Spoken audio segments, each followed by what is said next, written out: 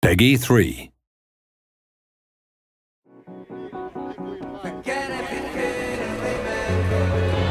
Welcome to the final developer diary for F1 2010.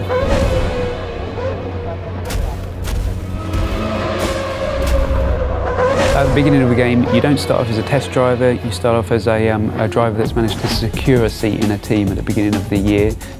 You know, in the real world, before you go to a track, before you start the season, you're fully aware with your team what the expectations are. Depending on the kind of difficulty level that you've selected, that determines the teams that are open to you at the beginning of the game. You always, as a driver, want to be beating your teammate. That really elevates you in the team. It also alerts the other teams to your ability. The garage is a key location in the game. You've got your animated crew working on your car, your race engineer feeding you intel. You've actually been lucky enough to have real race engineers get into the motion capture suits and really just perform the tasks that they do day to day. And that really is a great sensation when you come in there and you see your whole team around you and you really feel a part of that atmosphere.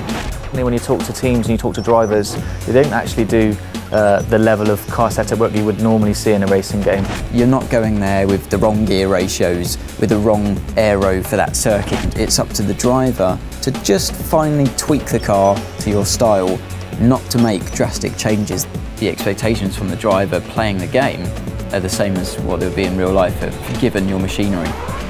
You know, at the end of the day, the teammate that you have is the only direct competition that you have through the whole season.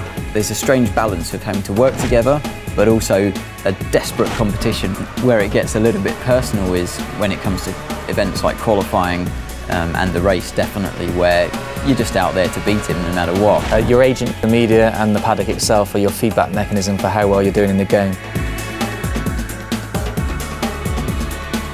The paddock themselves vary location to location. We've got Mike Paddock in Singapore, Melbourne's built in a park, and you're going to see the key buildings. So the paddock's going to get busier, more press there, more pit girls hanging around, more rival drivers interested in you, the better you do on the track. We've got two different types of media in the game. You've got the impromptu media and you've got the press conference. When you speak to their characters in the press conference, it's usually about your race weekend performances.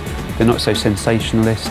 It's an easier ride for you, definitely, but it's still a moment of celebration. Impromptu characters hanging around the paddock lane, they're always willing to take your first comments when you come out of practice, qualifying and race. The hardest thing, I think, is that if you've had a bad result, then you have to speak to the media and you have to remain calm and always say the right thing. You have to be a little careful of what you say to the media.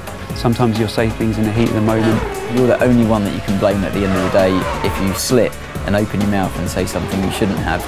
When you finished on the podium, it's 1, 2, 3, you can tell the press conference characters all about the race weekend. Those are all of the things that I want to try and portray in the game as what happens in real life.